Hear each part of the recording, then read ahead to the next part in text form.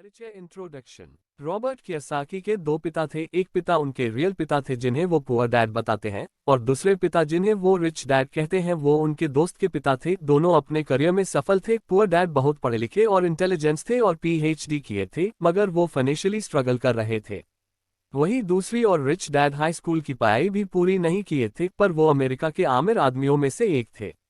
पैसों को लेके दोनों पिता की राय एकदम अलग थी। गरीब डैड कहते थे पैसों का प्यार ही सभी परेशानियों की जड़ है, पर आमिर डैड कहते थे पैसों की कमी ही सारे परेशानियों की जड़ है। पुअर डैड ने मरने के बाद अपनी फैमिली के लिए कई अनपेड बिल्स छोड़े, जबकि रिच डैड ने करोड़ों की संपत्ति छोड़े। उनके पुअर डैड हमेशा कहते थे अच्छे से पढ़ाई करो, डिग्री लो ताकि एक सुरक्षित जॉब मिल सके, जबकि रिच डैड कहते थे पढ़ाई करो पर यह भी सोचो कि कैसे तुम लोगों अपने काम के लिए रख सकते हो।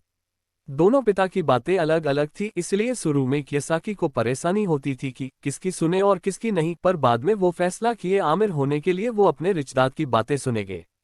रिचदाद ने कियोसाकी को 30 सालों तक सिखाते रहे, जिससे उनकी फाइनेंशियल नॉलेज बहुत बढ़ी और यही उनके सफल और आमिर बनने का राज है। उन सारे लेसन्स को कियोसाकी ने रिच डैड पुअर डैड पुस्तक में बहुत अच्छे से बताए हैं और उन गलतियों पे भी नजर डाले हैं जो ज्यादातर लोग करते हैं, जो फिर उन्हें आमिर होने नहीं देती। Rich dad poor dad book क्यों पढ़नी चाहिए? ये क्या सिखाती है? ये पुस्तक फाइनेंशियल लिटरेसी के बारे में है। अगर रिच होना है तो नॉर्मल पढ़ाई के साथ फाइनेंशियल लिटरेसी भी जानना बहुत जरूरी है। रिच डैड पुअर डैड उन्हीं पुस्तक में से एक है। सिर्फ ढेर सारा पैसा कमाना ही काफी नहीं होता रिच बनने के लिए। मनी मैनेजमेंट, पैसों से और पैसे बनाना, ये सब काम ही अमीरी की तरफ ले जाता है। इसलिए जो भी आमिर बनना चाहते हैं इस पुस्तक को जरूर पढ़ें। ये काफी सारे भ्रम होती है जो पैसों को लेके लोगों में बनी हुई है। एक आमिर लोग पैसों के लिए काम नहीं करते। Rich don't work for money, money work for them. गरीब और मध्यवर्गीय लोग पैसे के लिए काम करते हैं, आमिर लोग पैसे से अपने लिए काम कराते हैं। पहले लेसन में आमिर डैडी बताते हैं कि डर और लोभ ज्यादातर लोगों की जीवन को नियंत्रित करती है। लोग पैसे कमी ना हो इसलिए वो काम करते हैं, और जैसे ही पैसा आ जाता है तो अन्य नई चीजें खरीदने की लालच भी जाग जाता है। फिर यही लालच उन्हें और पैसे कमाने पर मजबूर करता है, और ये डर कि वो अपने बिल चुका नहीं पाएंगे, कहीं वो गरीब ना हो जाए, इसलिए वो कड़ी मेहनत करते हैं और पैसे कमाते हैं।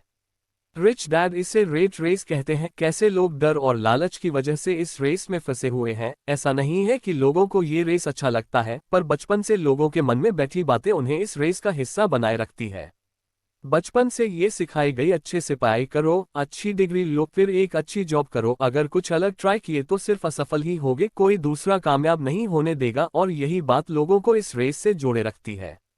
ये सच है कि इस रेट रेस हिस्सा बने रहने से आप कभी गरीब नहीं बनोगे, अपनी बिल्स चुका पाओगे, लग्जरी खरीद पाओगे, पर कभी आमिर नहीं बन पाओगे, एक क्वालिटी लाइफ जी नहीं पाओगे। रिटायरमेंट तक रोज उस बोरिंग रूटीन को फॉलो करना पड़ेगा। तो बात ये आता है कि करें क्या?